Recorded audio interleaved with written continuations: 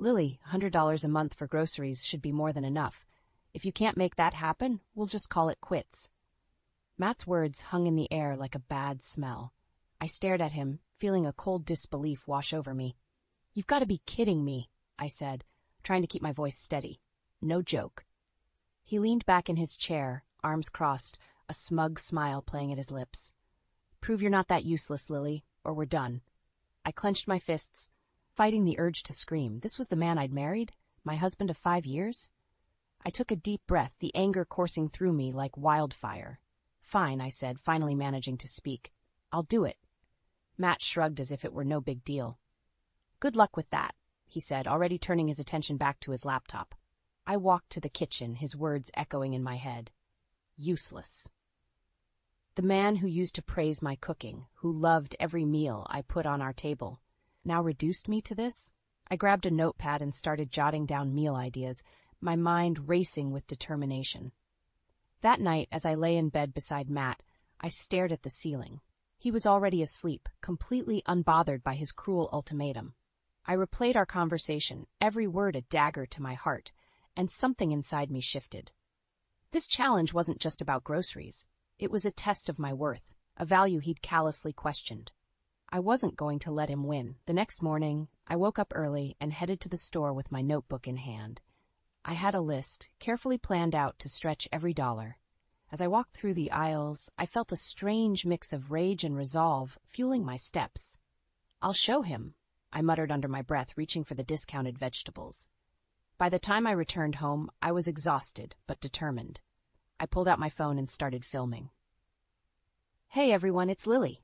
Today we're tackling an impossible challenge, a month's worth of groceries on $100. As I chopped and cooked, I felt the knot in my chest begin to ease. The camera became my confidant. I shared recipes, tips, and tricks, pouring my heart into every post. The notifications soon started to ping. Comments, likes, new followers, total strangers cheering me on in this absurd quest. When Matt walked into the kitchen that evening, I was plating dinner. Smells good, he said, eyeing the meal with a rare hint of approval. I didn't answer. I was too fired up, too focused on proving him wrong through every flavorful bite. As days turned into weeks, my online community grew. Each meal I managed under the budget felt like a victory, not just over Matt's challenge, but over his belittling judgment. The more successful I became online, the more I realized how much I had let myself be defined by his cruel standards. And so, with each dish and every supportive comment from my newfound followers, I built my own fortress of resilience, one recipe at a time. It wasn't just about saving money anymore. It was about reclaiming my worth, about showing Matt, and more importantly myself, that I was far from useless. Sitting at the kitchen table, I flipped through an old photo album. The early days with Matt. Smiles, laughter, shared dreams. My fingers traced our wedding picture, pausing as the memories flooded in. It's hard to believe we were so happy once, I murmured to myself. Our first date had been at a small Italian restaurant. Matt had been charming, attentive, hanging on to my every word. You have an amazing smile, Lily, he had said, eyes twinkling under the dim lights. I had blushed, feeling special and truly seen. Thank you, Matt. I really like you, I had replied, shy but excited about the possibilities. Back then, he appreciated everything I did at home.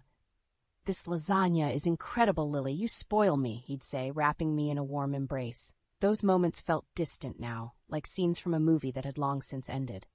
I shook off the nostalgia and stared at my camera. My growing hobby on social media had become my refuge. Hey everyone, it's Lily again.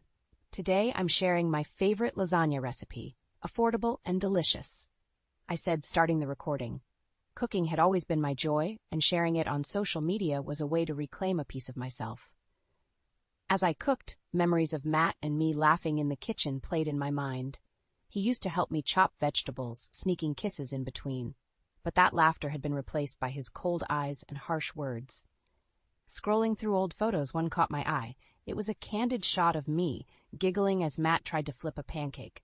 The warmth of those days, the sincerity in his laughter, where had it gone? My phone buzzed, snapping me back to reality. A notification, more followers, more support. Cooking for strangers who valued my tips more than Matt had in years felt strange, yet rewarding. Each comment cheered me on. "You're amazing, Lily.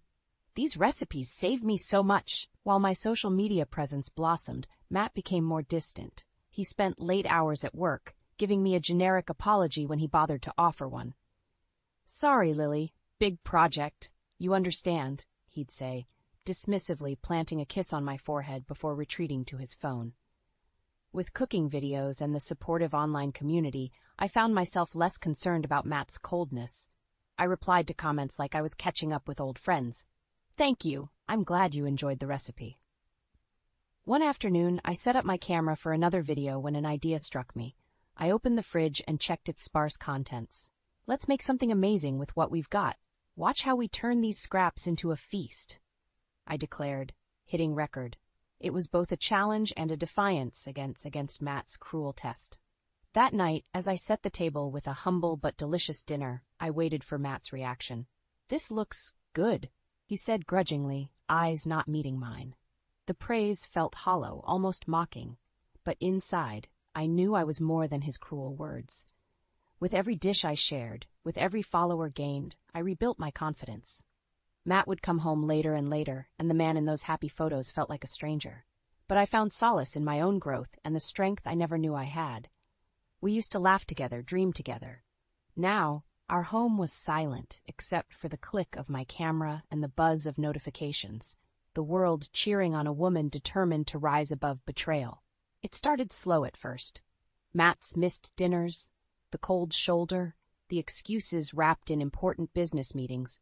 I would wait at the table, the meals I worked hard on growing cold. Frustration bubbled under my skin. One night, he walked in well past midnight, the scent of perfume lingering around him. I sat on the couch, the dim light from the TV casting shadows across his face. "Late again," I noted aloud, not even trying to mask the bitterness. "Work, Lily. You know how it is," he replied curtly, not even offering an apology this time.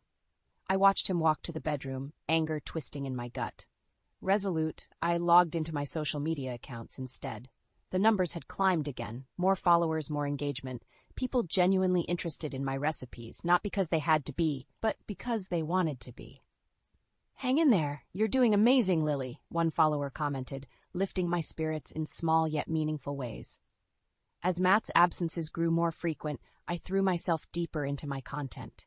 Each meal, each new recipe shared became my silent rebellion. It was more than cooking, it was proof of my worth. I filmed everything, from budget-friendly gourmet meals to heartfelt kitchen hacks. The community's love and support started filling the void Matt left. "Hey guys, today we're making a $5 feast," I said into the camera, a determined smile on my face. Despite everything, I felt a strange sense of empowerment. Each new like and comment validating my efforts, but the doubts still gnawed at me. One afternoon, as I chopped vegetables for a new video, I broached the subject that had been on my mind. As Matt walked in the door, I turned to face him. "Matt, have you thought about starting a family?" I asked, voice steady though my heart raced.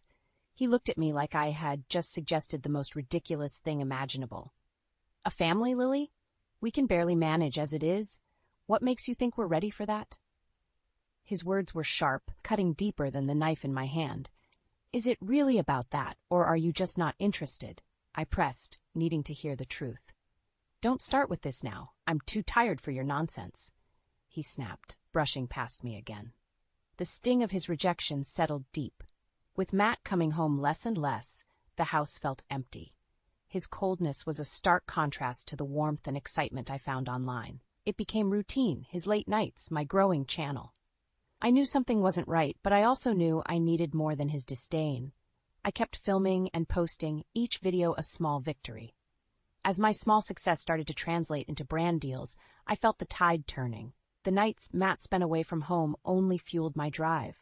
Despite the pain and isolation, I found comfort in the screen's glow, a beacon of hope and validation.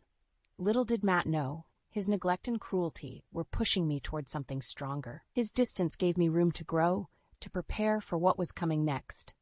With every new follower and every night spent alone, I found resilience I never knew I had. I was on the brink of uncovering Matt's true nature, and when I did, he'd see just how strong I had become. Another day, another challenge. This would be the third week since Matt dropped the bomb with his ultimatum, and my spirits were oddly high.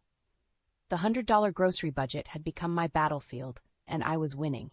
I prowled the aisles of the supermarket looking for deals, comparing prices. People might say it's impossible, but I'd managed to stretch every dollar. I picked up a pack of chicken thighs, discounted and perfect for multiple meals. When I returned home, I set up my camera. Hey everyone, today we're making 3 meals out of this pack of chicken. Can we do it? Of course we can. I began filming with a confidence that felt almost strange, yet very real. As my audience cheered in the comments, Matt's absence became a dull ache in the back of my mind. His late nights continued, his presence at home minimal. I moved around the kitchen like an artist in her studio, every chop of the knife a brushstroke against the canvas of betrayal he had painted. Matt stumbled through the door later that night. I was on the couch, answering messages from my followers. He walked into the kitchen, looking around for the meal I'd prepared. "Where's dinner?" he asked, voice gruff from what I guessed was another night out. "In the fridge. I saved you a plate," I replied without looking up. He grumbled as he heated it up. "You know, this budget thing isn't going to work forever," he said between bites, his tone laced with condescension. "Maybe not," I replied calmly, typing another response on my phone. "But I'm making it work now." At the end of the month, I reviewed our expenses. I had done it. I proved him wrong. I filmed a special video to mark the achievement. "Hey everyone, guess what? We've completed an entire month on a $100 grocery budget, thanks to all your support." My followers' encouraging comments poured in. Matt's reaction, however, was as heartless as ever. "So you did it. Big deal. Don't expect a medal," he said, tossing the statement carelessly over his shoulder. Frustration bubbled up, but I swallowed it down, determined not to give him the satisfaction of seeing me upset. Instead, I poured all of it into my cooking. Every critique from Matt was met with another video, another shared recipe. The tension in the house was palpable, the air thick with unspoken words. Our conversations were limited to basics, a flimsy facade of normalcy. Meanwhile, my social media presence grew stronger each day. Fans eagerly awaited my posts, and engagement skyrocketed. One evening, while editing a new video, I heard Matt on the phone in the next room. His voice was low and secretive. "Yeah, I'll see you tomorrow night. Same place." I paused, the words hanging in the air. A cold realization began to form. It wasn't just work keeping him away. My hands shook as I continued editing, playing the dutiful wife while pieces of a darker puzzle slowly clicked into place. The $100 challenge had come and gone, but something far more challenging was on the horizon. But first, I needed proof. Proof that he was the vile and manipulative man I was beginning to see clearly. From that moment on, every step, every meal, every message to my followers became more than just a hobby. It was preparation for a showdown I knew was inevitable. And I would be ready. Mark my words. I would be ready. I was unloading groceries when I heard Matt's voice from the living room. He was on the phone again, talking in that hushed tone he'd adopted lately. This time, I was determined to catch every word. "No, Lily doesn't suspect a thing," he said, a disgusting smirk in his voice. "Meeting you is the only thing keeping me sane right now." My heart hammered in my chest. I crept closer, hiding behind the kitchen door. "Don't worry, Taylor. Friday night is ours. She thinks it's another late meeting." I felt the blood drain from my face. Matt was having an affair. My body moved on autopilot, arranging groceries while my mind raced. I needed proof. Later that night, lying next to the man betraying me, I stared at the ceiling, feeling the weight of his deceit. But instead of falling apart, I felt a steely resolve harden within me. I reached out to my growing community online for the strength to follow through. The next day, I called a private investigator. "I need your help," I said, clutching the phone tight. "I think my husband is cheating on me." "Let's meet. I can discuss what we'll need to do," he responded, his voice firm yet kind. After our meeting, the investigator began his work while I threw myself back into my cooking videos. On social media, I smiled and shared, all while piecing together the destruction Matt was bringing into our lives. As I documented recipes, the investigator gave me regular updates. "He's definitely involved with someone named Taylor. They've been meeting at the same hotel every Friday night," he informed me one evening. It stung, but I kept calm. "Thank you. Keep digging," I replied. determination underscoring every word. The evidence piled up quickly. Photos of Matt with Taylor, incriminating text messages, receipts for lavish dinners and gifts. It was sickening. Each new piece of information was both a dagger to my heart and a nail in his coffin. On the Friday of their next rendezvous, I put on my dinner table smile as Matt prepared to leave. "Big project tonight?" I asked sweetly. "Yeah, don't wait up," he said, not meeting my eyes. "Of course. Good luck," I replied, feigning innocence. Once he was gone, I sat down with the evidence, feeling a strange mix of emotions. There was anger, betrayal, and something else, relief. His demand for the $100 grocery budget, his absence, his coldness. It all made sense now. I stared at the pile of proof before me. The private investigator had even gathered videos, Matt laughing intimately with Taylor, looking at her the way he used to look at me. The anger simmered, but I held it back.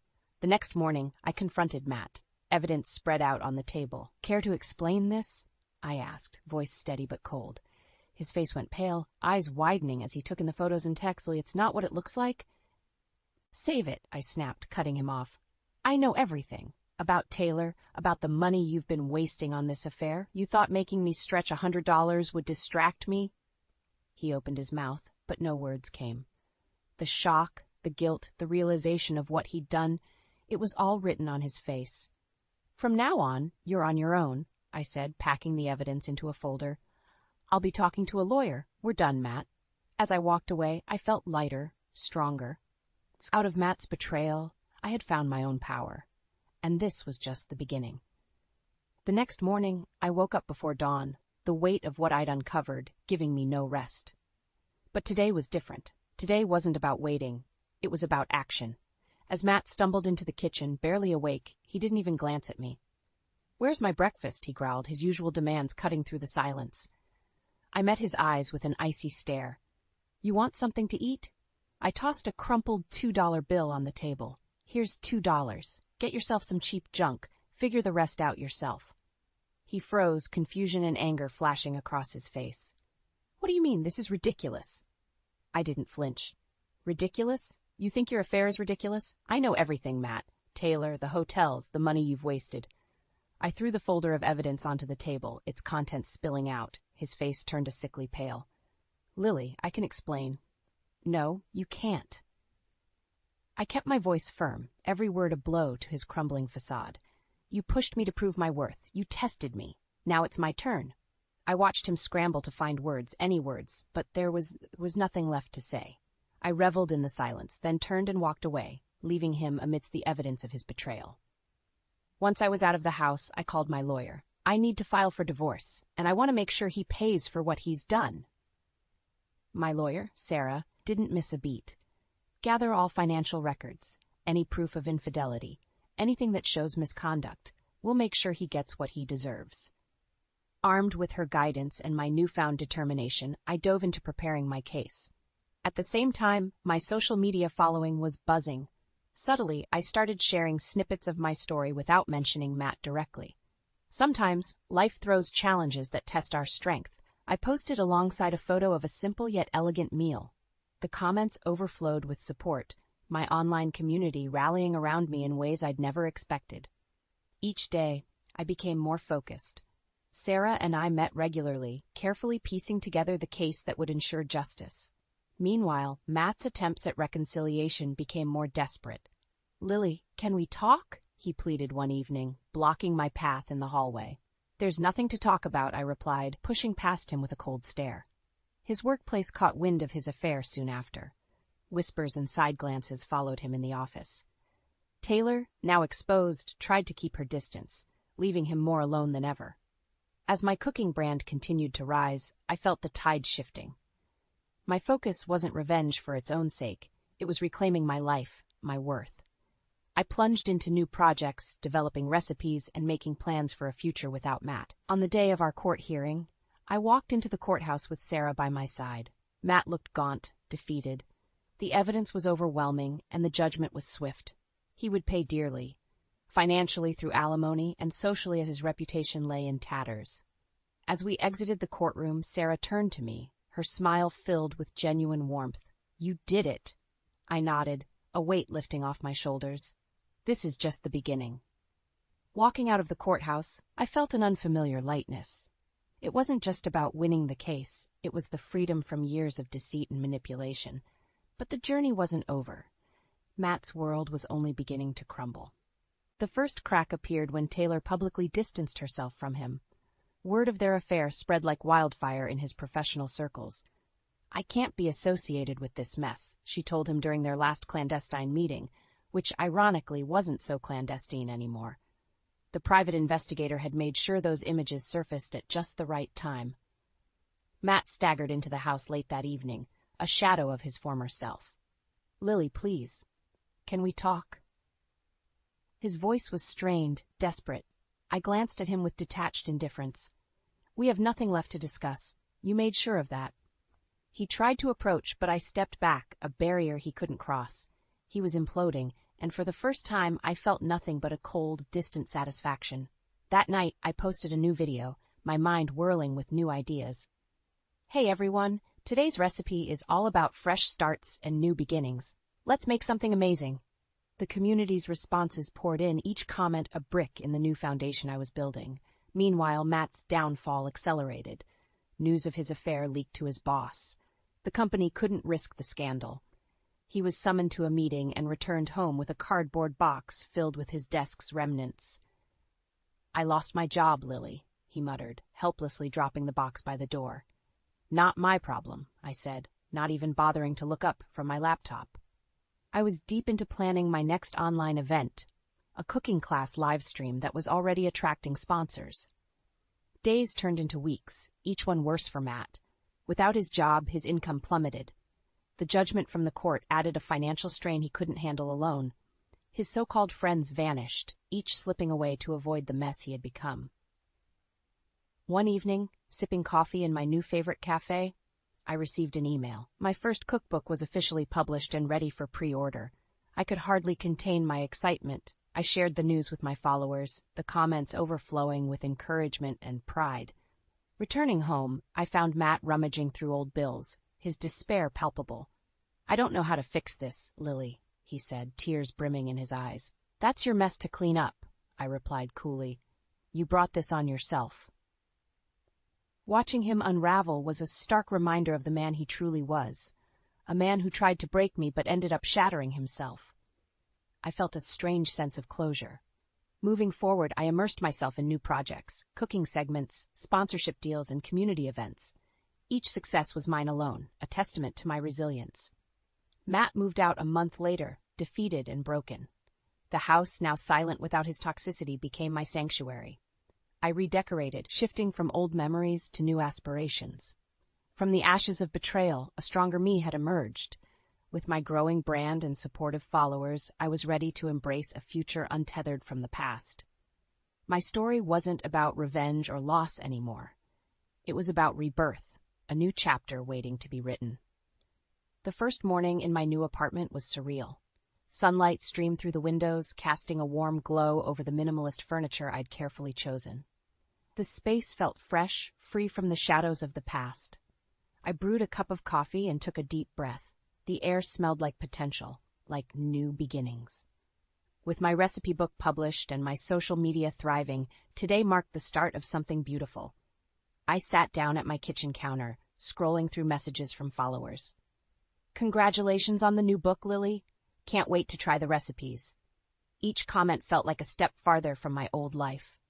As the day progressed, I finalized details for a cooking event, a live class that had drawn considerable interest. My phone buzzed incessantly with notifications, each one a reminder that I was building something all on my own. A knock at the door interrupted my thoughts. It was a delivery, a bouquet of vibrant sunflowers with a note, "To new beginnings. With love, your fans." I smiled, placing the flowers on the table. Their brightness mirrored my newfound optimism. Later, preparing for the live stream, I couldn't help but think of how far I'd come. The screen blinked to life and hundreds of faces filled the grid, each one eager to learn from me. Welcome, everyone. Today, we're making a special recipe from my new book. It's all about transformation, taking simple ingredients and turning them into something extraordinary, I began, the excitement in my voice matched by the enthusiasm in the comments. The interaction was electric, each step met with applause, each tip eagerly absorbed. I felt a deep connection, a shared journey of resilience and growth. By the end, the chat was filled with praise and gratitude. "Thank you, Lily. You've inspired us so much," one comment said. "No, thank you," I replied, feeling a lump in my throat. "You've all been my strength." After the class, I settled into the quiet of my apartment, reflecting on the path that led me here. The old life with Matt felt like a distant memory, a heavy coat I had finally shrugged off. A few days later, I heard through mutual friends that Matt was struggling. His new job was low-paying, and Taylor had left him after realizing he couldn't provide the lifestyle she wanted. There was no satisfaction in his misery, only a reminder of what I'd escaped. I poured my energy into new projects, expanding my cooking brand, planning future books, and engaging more deeply with my online community. Each venture was a brick in the sturdy foundation of my new life. One evening, as I signed copies of my book at a local bookstore, a woman approached me. "Lily, your journey has been so inspiring. You gave me the courage to leave my own toxic relationship." Her words touched me deeply. "Thank you. It means the world to hear that. We all have the strength to rebuild, even when it feels impossible." As I returned to my apartment that night, the city lights twinkling outside, I felt a profound sense of peace. The woman's words lingered in my mind, solidifying my purpose. Revenge had given way to something much more fulfilling: empowerment, growth, and the unwavering belief that I could forge my own path. My past with Matt was a chapter closed, and I was ready to write the rest of my story, one filled with hope, resilience, and endless possibilities. The phone rings, jolting me out of my thoughts. I glance at the caller ID and freeze. It's Sadie, my daughter-in-law. My stomach twists into knots as I hesitate, my finger hovering over the answer button. Why would she be calling me out of the blue like this? We've barely spoken since the falling out with my son, Jack. I take a deep breath and answer, trying to keep my voice steady. "Hello?" "Meredith, hi." Sadie's overly cheerful voice grates on my nerves. "I'm so glad I caught you. Listen, Jack and I were hoping you could come over for dinner tonight. We have something special planned." I frown, immediately suspicious. "Dinner? Tonight? Isn't this a bit last minute?" "I know, I'm sorry," Sadie gushes. "It's just that we have some exciting news to share, and we really want you to be a part of it. Please say you'll come." I hesitate, my mind racing. It's been months since I've seen my granddaughter, Avery, not since I confronted Sadie about the bruises I found on Avery's arms. Bruises I'm convinced Sadie caused. But when I reported my suspicions, Sadie twisted everything around, making me look like a mentally unstable grandmother. The authorities found no proof. In the end, Jack believed his manipulative wife's lies over his own mother's concerns. The painful memories flashed through my mind. Marrying my college sweetheart Tom, the love of my life. Raising our twin boys Jack and Liam, the lights of our lives. Becoming a young widow far too soon when a drunk driver stole Tom away.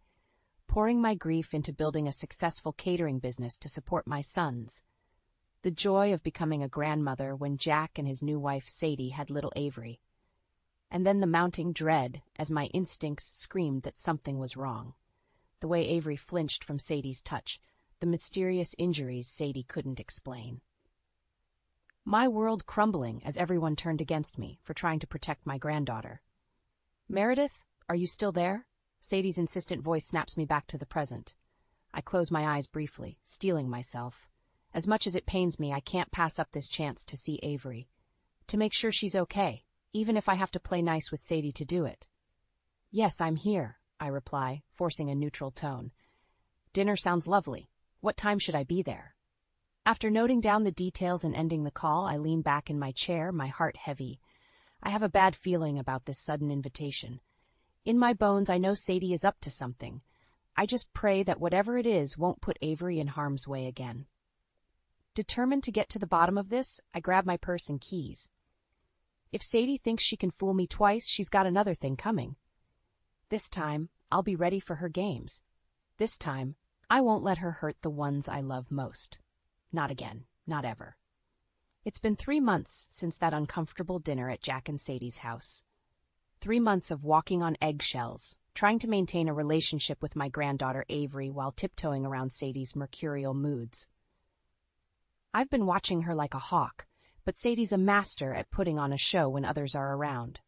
Today, Sadie called me in a panic, begging me to watch Avery while she runs off to yet another last-minute audition. She's been chasing her failed acting dreams for years, constantly leaving Avery in my care with barely a moment's notice. I don't mind spending time with my granddaughter, but I worry about the instability Sadie brings to her life. When I arrive at their house, Sadie practically shoves Avery into my arms, already halfway out the door. "Thanks so much, Meredith. You're a lifesaver."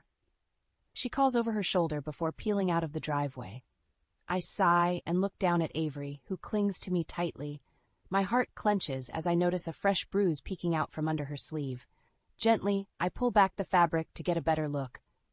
"Avery, sweetie, how did you get this owie?" I ask, keeping my voice soft and non-threatening. Avery's eyes fill with tears. I fell down. The rehearsed response sets off alarm bells in my head. Kneeling down to Avery's level, I take her tiny hands in mine. "Avery, you know you can tell Grandma Murmur anything, right? I'm here to keep you safe."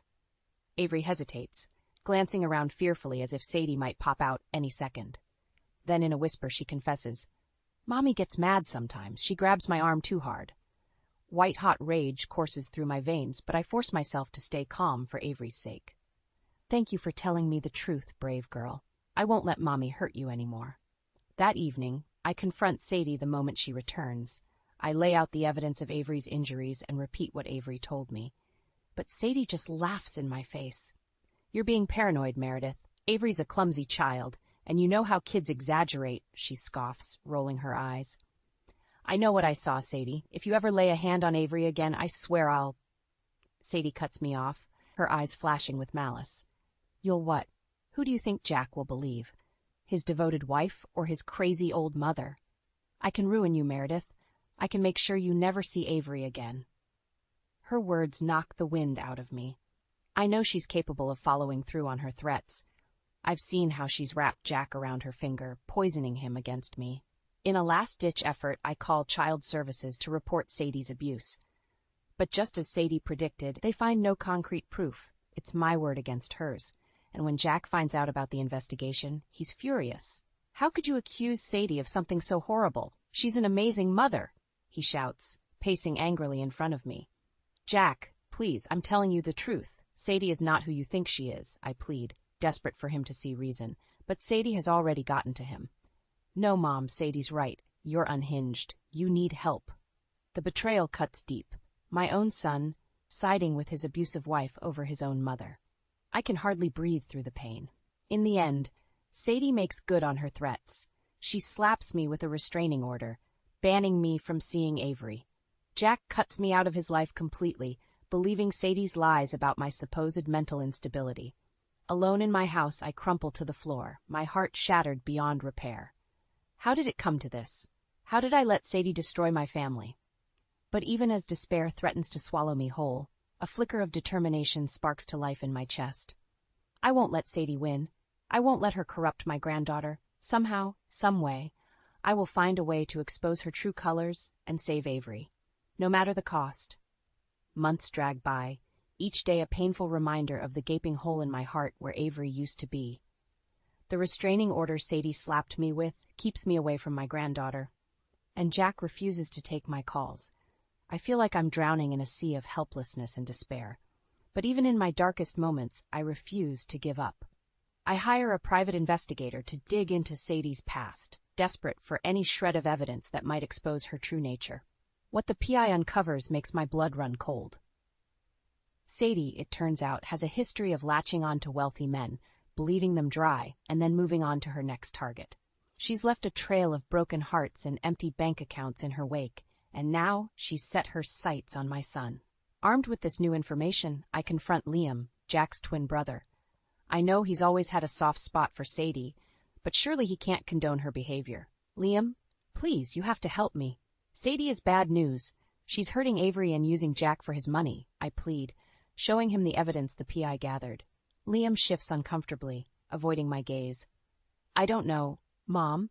Sadie's always been good to me. Maybe you're just overreacting." Frustration boils up inside me. "Open your eyes, Liam. She's manipulating you, just like she's manipulating Jack.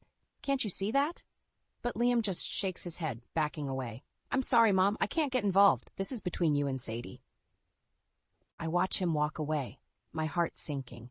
Even my own flesh and blood won't stand up for what's right. Desperate, I turn to Jack, hoping that the proof of Sadie's financial infidelity will be enough to snap him out of her spell. I corner him at his office, laying out the documents that show Sadie has been siphoning money from his company to fund her lavish lifestyle. Jack's face hardens as he flips through the papers. For a moment, I think I've finally gotten through to him. But then Sadie bursts in, crocodile tears streaming down her face. Jack, baby, don't listen to her. She's crazy, remember? She's just trying to tear us apart. Sadie wails, clinging to Jack's arm. Jack hesitates, glancing between me and Sadie. I hold my breath, praying he'll finally see the truth. But Sadie's hold on him is too strong. Jack's expression turns to one of disgust as he throws the documents back at me. Enough, Mom. I'm sick of your lies and manipulations. Sadie is my wife, and I trust her completely.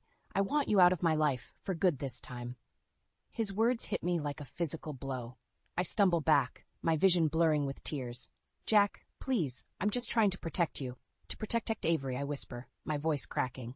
But Jack is already turning away, his arm around Sadie's shoulders. Stay away from my family, Mom. I mean it. You're dead to me.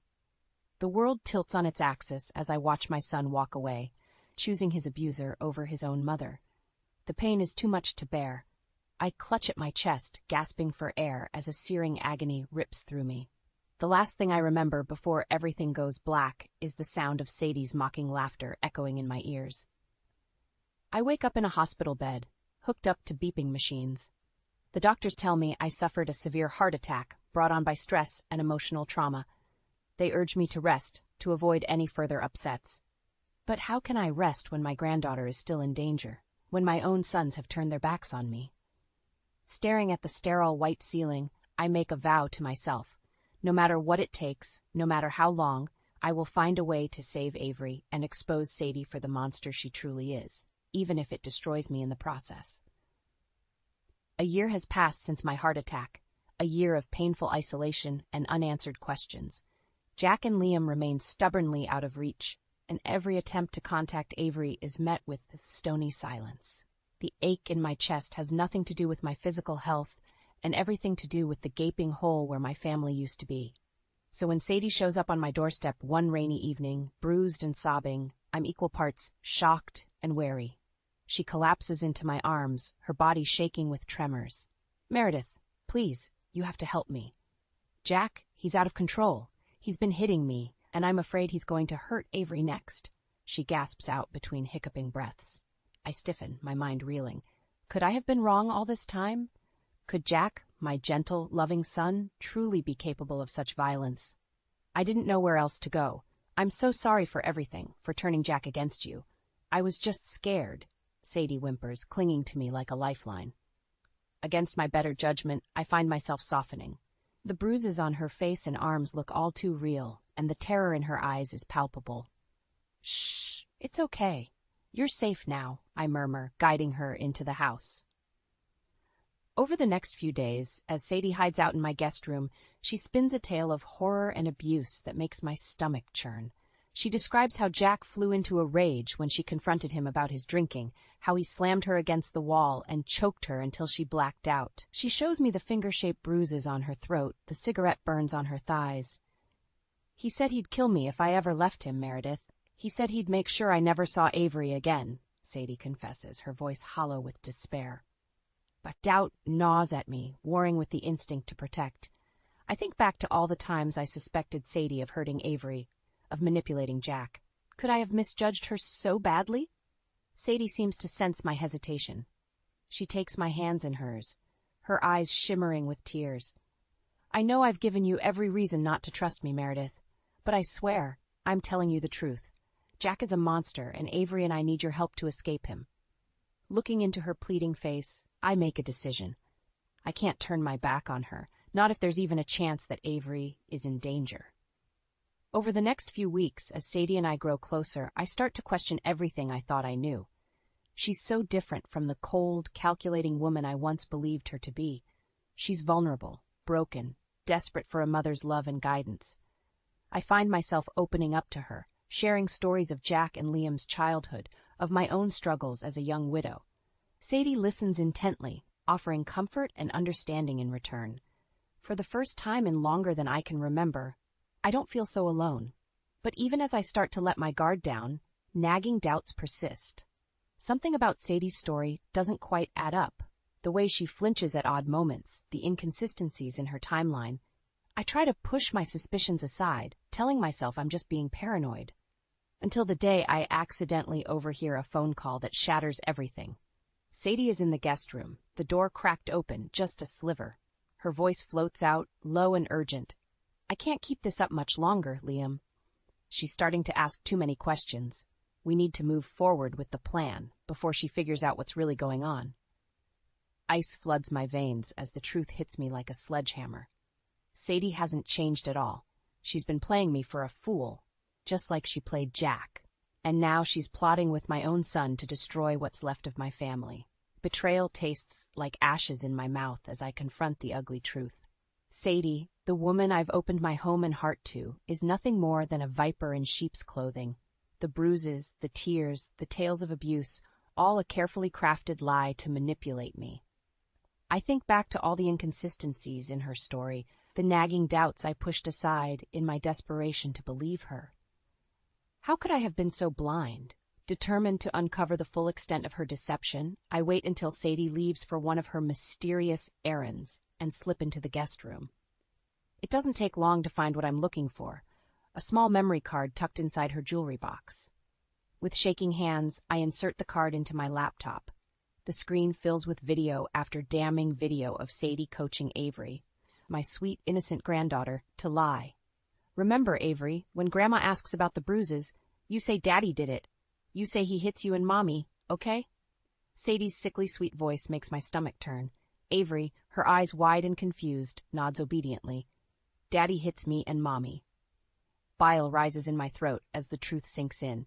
Sadie has been orchestrating this whole charade, using her own daughter as a pawn in her twisted game, and I fell for it, hook, line, and sinker. I'm so engrossed in the horrifying footage that I don't hear Sadie return until it's too late. She bursts into the room, her face twisting with rage when she sees what I'm watching. "You nosy bitch, you just couldn't leave well enough alone, could you?" She snarls, lunging for the laptop. I jerk it out of her reach, my own anger boiling over. "How could you, Sadie? How could you use your own child like this? Avery deserves so much better than a mother like you." Sadie throws her head back and laughs, the sound chilling me to the bone. "Oh, spare me the righteous indignation, Meredith. You're just as pathetic as the rest of them, so desperate for love, for family, that you'll believe anything I say." She stalks closer, her eyes glittering with malice. "You want to know the truth? Fine. I never loved Jack. I never loved Avery. They were just means to an end, a way to get what I wanted." I recoil in horror, my heart breaking for my son, for my granddaughter. "And what is it you want, Sadie? Money? Power?" Sadie smirks, her lips curling into a cruel sneer. "All of the above, and more. I want to destroy you, Meredith. I want to take everything you love and burn it to the ground, just like you tried to do to me." The pieces click into place with sickening clarity. All the lies, the manipulation, the abuse, it was all a twisted form of revenge, a way to punish me for seeing through her facade. "You're sick, Sadie. You need help," I whisper, backing away slowly. Sadie's eyes narrow, her gaze locking onto the laptop clutched to my chest. "Give me the memory card, Meredith. Give it to me, and maybe I'll let you live." But I'm done being her victim, her pawn. I've spent too long letting her control me, letting her poison my family. In one swift motion, I yank the memory card from the laptop and shove it down my shirt, into my bra. Sadie shrieks with fury, launching herself at me like a rabid animal. We grapple on the floor, a tangle of clawing fingers and flying fists. Sadie is younger, stronger, fueled by a manic rage. But I have something she doesn't, a mother's love, a grandmother's fierce determination to protect her own. I manage to grab a heavy paperweight from the desk, slamming it against Sadie's temple with all my might. She crumples to the ground, blood trickling from the gash on her head. For a moment I'm frozen, staring at her unconscious form in shock. Then, with trembling fingers, I reach for my phone and dial 911. I need the police, right away. I have evidence of a crime. Please hurry. As sirens wail in the distance, I slump against the wall, my heart racing. I know the battle is far from over, but for the first time in years, I feel a flicker of hope. Sadie's reign of terror ends today. I'll make sure of it. The memory card feels like a lead weight against my chest as I watch Sadie's unconscious form, waiting for the police to arrive. Part of me is tempted to flee, to take the evidence and run. But I know I can't do that. I have to see this through for Avery's sake. With shaking hands, I retrieve my phone and start recording. If Sadie wakes up, I need her confession on tape. I need irrefutable proof of her crimes. Minutes tick by, each one feeling like an eternity. Just as I'm about to give up hope, Sadie stirs, groaning as she clutches her bleeding head. "You fucking bitch," she hisses, struggling to sit up. "You're going to pay for that." I keep the camera trained on her, my voice steady despite the fear coursing through my veins. "It's over, Sadie. The police are on their way. They'll see the videos of you coaching Avery to lie. They'll know what you did." Sadie's eyes widen, then narrow into slits. "You think you're so clever, don't you? Playing the victim, the concerned grandmother, but you're just as twisted as I am, Meredith. You're the one who turned your own sons against each other. You're the one who couldn't let go, couldn't accept that Jack chose me over you." I flinch at her words, the grain of truth in them stinging like salt in a wound. "I may have made mistakes, Sadie, but I never abused a child. I never manipulated and lied and cheated like you." Sadie lets out a harsh bark of laughter. "Oh, but you did. You lied to yourself every single day. You pretended to be this perfect, loving mother, when in reality, you were just a pathetic old woman desperate for attention." She staggers to her feet, her face twisted into a grotesque mask of hatred. "You want my confession? Fine. I did it. I coached Avery to say Jack abused her. I siphoned money from his company. I fucked his brother. And I'd do it all again just to see the look on your face when you realized you'd lost everything."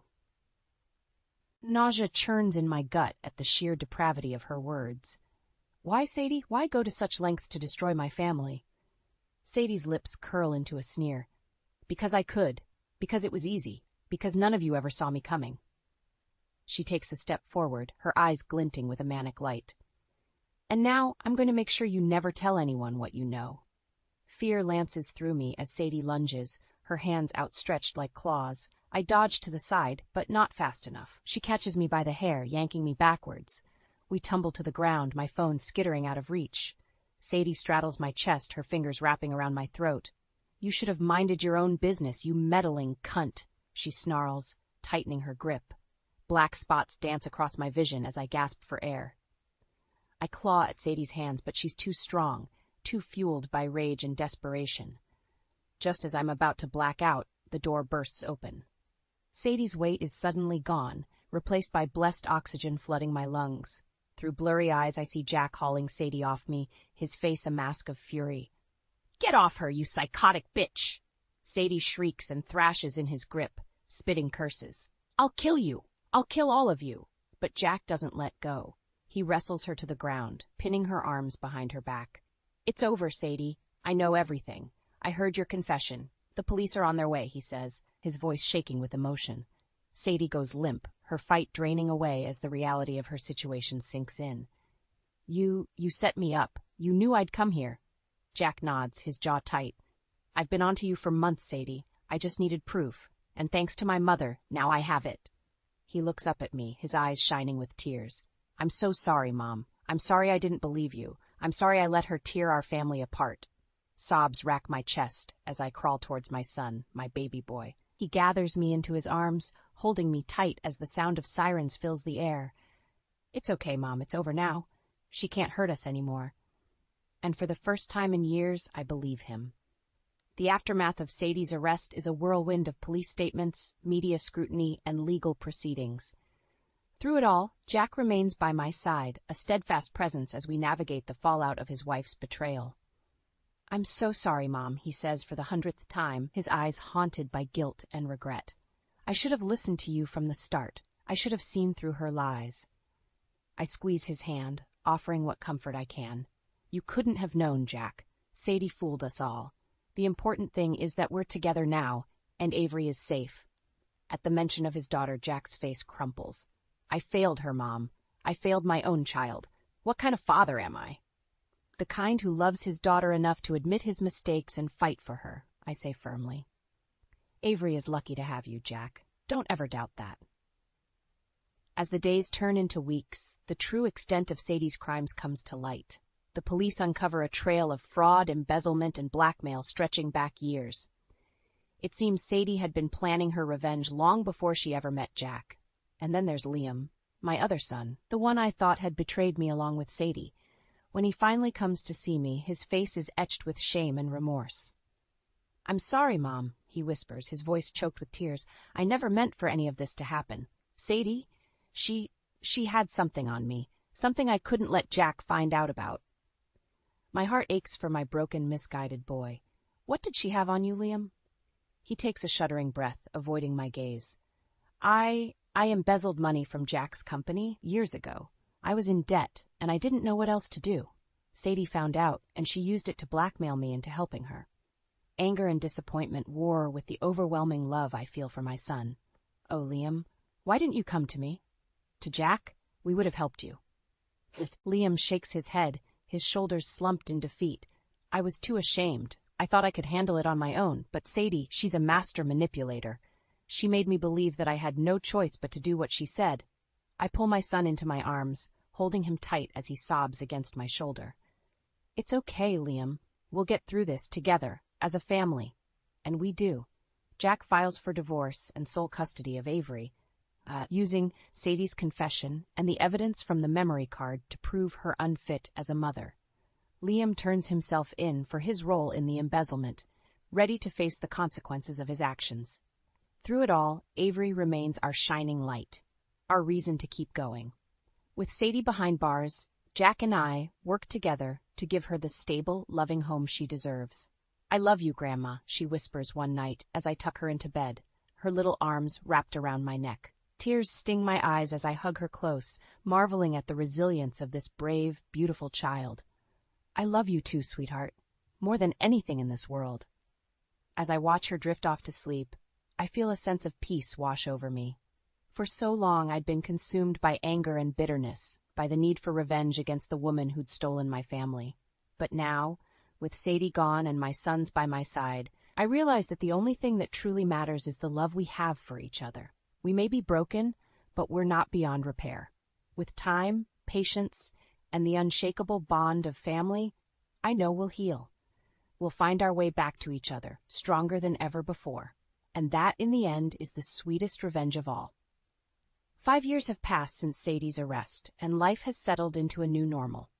Jack and Avery moved in with me after the divorce, and together we've built a home filled with love, laughter, and healing. Avery, now a precocious 10-year-old, has blossomed under our care. Gone is the timid, frightened child she once was, replaced by a confident, vibrant girl who lights up every room she enters. Today, as we celebrate Avery's birthday, I can't help but marvel at how far we've come. The backyard is filled with balloons and streamers, the air thick with the scent of barbecue and the sound of children's laughter. Jack catches my eye from across the lawn, a smile playing at the corners of his mouth. He looks lighter, unburdened by the weight of Sadie's betrayal. In the years since the divorce, he's thrown himself into being the best father he can be, determined to make up for lost time. As I watch him scoop Avery into his arms, spinning her around until she shrieks with glee, my heart swells with pride and gratitude. My son, my brave, resilient boy, has come so far. And then there's Liam, the prodigal son returned. After serving his time for embezzlement, he's worked hard to earn back our trust, to prove himself worthy of a second chance. It hasn't been easy, but slowly, surely, we've welcomed him back into the fold. Avery adores her Uncle Liam, and he dotes on her in return, showering her with affection and attention. As the party winds down and the guests start to leave, Avery bounds over to me, her face flushed with excitement. "Grandma, can I ask you something?" I smile, pulling her onto my lap. "Of course, sweetheart, what is it?" Avery fidgets, suddenly shy. I was wondering, would it be okay if I called you Mom? Tears spring to my eyes at the unexpected request.